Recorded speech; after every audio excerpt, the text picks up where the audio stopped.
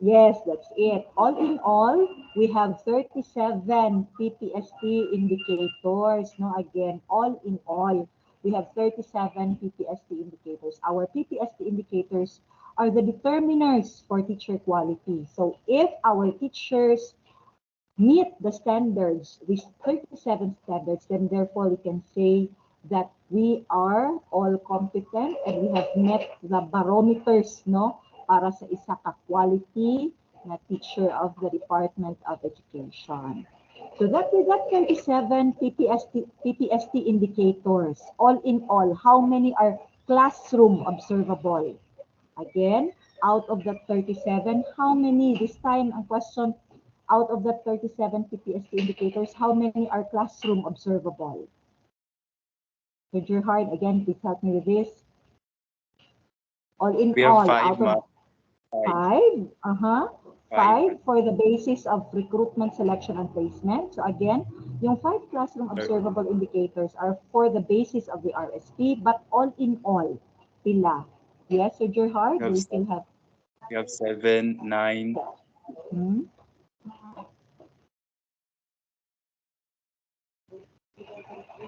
Okay, so again, murag wala pa yung nakatama, Sir Gerhard, no? But 21, oh, 33. perfect. 5, ma'am.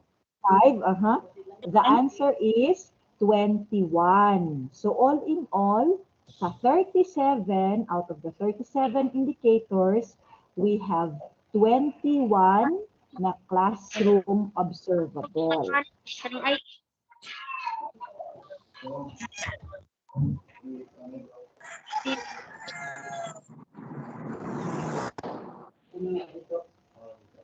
Okay, so we have 21 classroom observable indicators. So the remaining 16 are the non-classroom observable indicators. So the session before me with our CID chief discussed on the 5 classroom observable indicators that will be evaluated, rated during your classroom demonstration.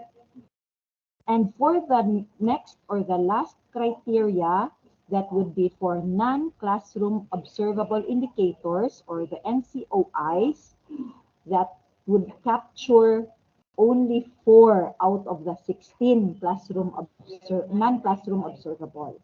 So all in all, 9 na PPST indicators ang evaluate or will be graded based on your classroom observation. So these 4 non-classroom observable indicators fall under Domain 6 and Domain 7. If you notice, sa classroom observable indicator, it will be measured or graded according to Domain 1, which is on content, knowledge, and pedagogy. Domain, which is on curriculum and planning, and Domain 5, which is on assessment and reporting. So that would be the 3 focus domains sa classroom observable indicator na criteria for the RSP. But for the non-classroom observable indicator, the focus indicators will be on Domain 6, which is on community linkages and professional engagement, and Domain 7, which is on personal growth and professional development. So 2 Domain 6 and another 2 in Domain 7. Okay, so Gerhard, can we please move to the next slide? Okay, next. Okay, so eto po yung 4 na non-classroom observable indicators which will be assessed through the use of the teacher reflection form. Through the use of the teacher reflection form, can we see a heart reaction? Please type or click the heart reaction button if nakakita na po tayo ng isang teacher reflection form. Sa wala pa nakakita og teacher reflection form, can you please, ang hindi pa nakakita ng teacher reflection form, can you please make a thumbs up, react with a thumbs up. Okay, good. So marami rin pala tayong, in as much as may mga nakakita na ng teacher reflection form, but we also have a lot of applicants na wala pa din nakakita sa teacher form. So Sir Gerard later will show them as yung format ng isang teacher reflection form. No? So the first two objectives we have are taken from domain 6, or the first two observable indicator is from domain 6, which is on community linkages and professional engagement. One is to maintain learning environments that are responsive to community context. And the third one, 6.3.2, is to review regularly personal teaching practice using existing laws and regulations that apply to the teaching profession and the responsibilities specified in the Code of Ethics for professional teachers. So we have on learning environment, responsive to community context, and professionalism on 6.3.2. Next to non-classroom observable indicators are all under personal growth and professional development. So 7.2 is adopt practices that uphold the dignity of teaching as a profession by exhibiting qualities such as caring attitude, respect, and integrity. While 7.3.2, participate in professional networks to share knowledge and to enhance practice. So these are the four NCOIs that will be measured, assessed through the teacher reflection form. Okay, Sir Gerard, next. Ang dagway or the phase of our teacher reflection form is we have the objectives and the NCOIs, the indicators, and there will be questions. Para siyang essay. Tama yung ano ni Sir kanina na ang TRF mura gid siya, it's an essay writing, no? It's an below you have there the sample or the tools that will be used for the CO for your COT. So you have your classroom observation tool, classroom observation. These are the three forms that we'll be using: the observation notes, rating sheet, and inter-observer sa CO. But with the teacher reflection, you'll be receiving, or you'll have these tools. Una is the teacher reflection form and the TRF rubric, no? The rubric that will guide the scorer or the evaluator on how to score your in the teacher reflection form. Next, Sir Gerhard.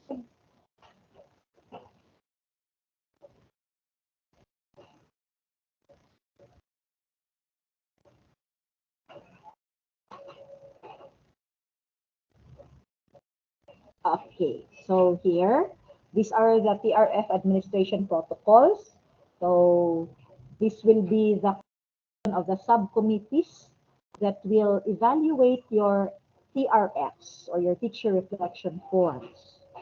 Okay, they are carefully selected, not to according to their in-depth understanding of the PPST and the RST process. Sir Gerhard. Same with the classroom observation. Next slide, please. Yes. The TRF will be administered within the duration of 45 minutes to 1 hour. Again, 45 minutes to 1 hour.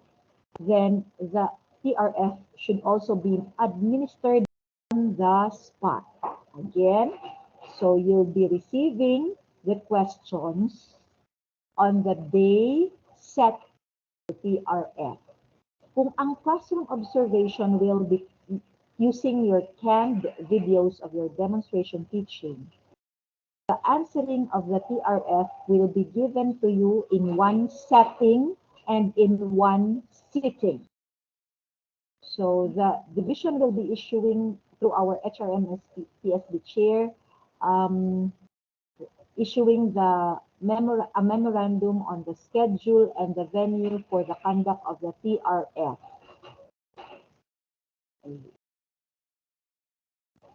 Okay, next, Sir Gerhard. So you'll be rated and evaluated according to your demonstration and knowledge of the indicator as reflected in the responses.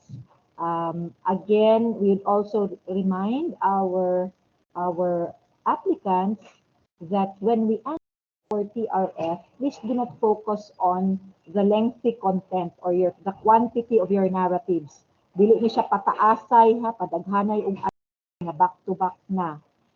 Long answers do not necessarily merit an exemplary rating.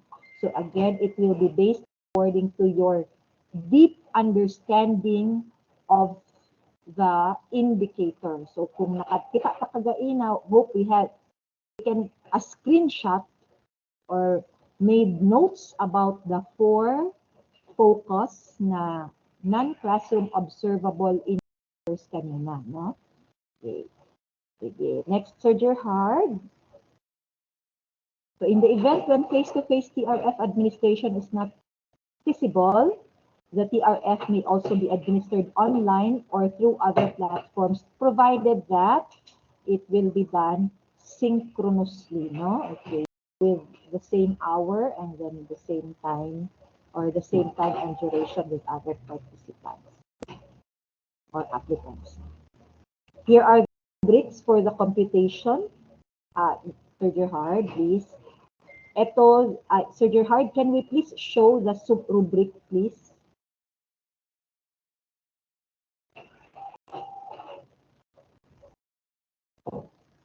So this is the computation, sample computation, no? Sige lang, later na lang. The rubric for the TRF.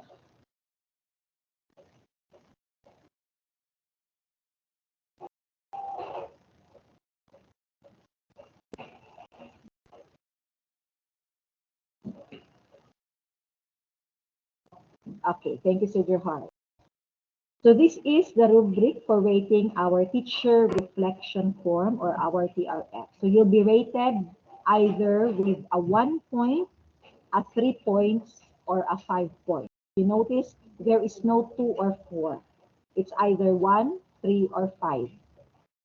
You'll be rated 5, exemplary, if the applicant was able to provide anecdotal and situational examples that support the demonstration of the objective.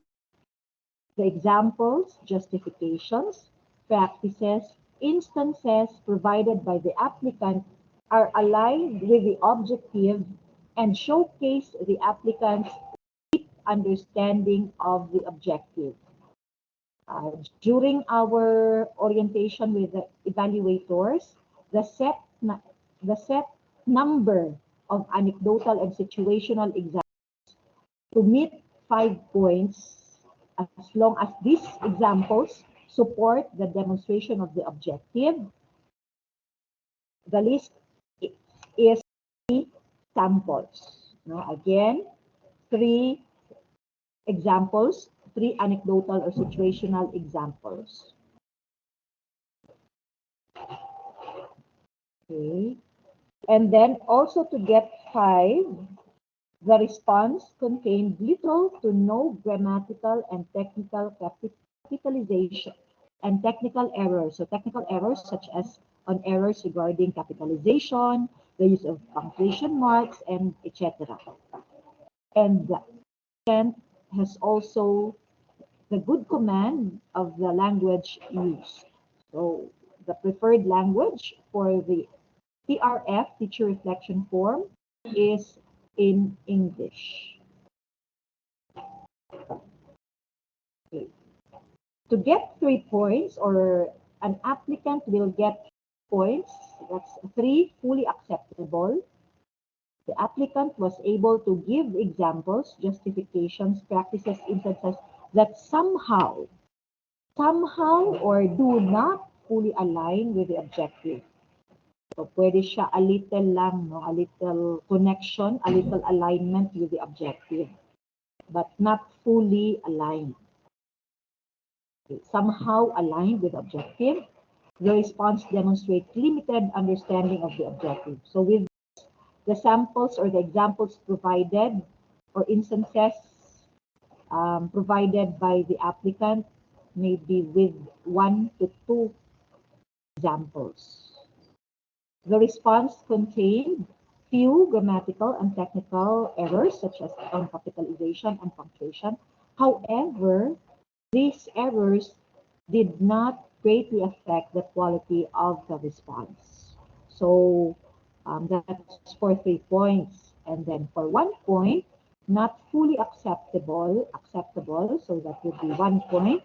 The applicant was unable to support or provide evidence of his or her demonstration or ability to demonstrate the objective.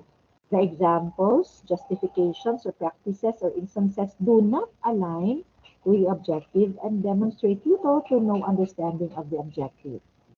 The response contained several grammatical and technical errors which interfere with the understanding of the ideas presented. So we now know that to get everybody desires for a 5 points, di ba no? Sige daw, kinsa may gusto og 5 points, can you please give a heart react? Daghan jud mag 5, no? O tanaw nato kung napay lahi nga response. But all of our applicants would really like to have a 5-point score for each of the TRF. Again, each of the TRF. So since there are 4 non-classroom observable indicators, again, since there are 4 non-classroom observable indicators which will be rated, hence therefore each of the applicants will be answering 4 teacher reflection forms within the duration of 45 minutes to 1 hour. So 4 TRFs within 4 hours with the following criteria, no, specifications na kailangan to meet that 5 points. Please do remember the rubrics to be rated 5. So again, at least 3 anecdotal and situational examples that support the demonstration of the objective, and that they are aligned with the objective and showcase the applicant's deep understanding of the objective with little to no grammatical and technical errors. And with the applicant having the good command or the facility to use the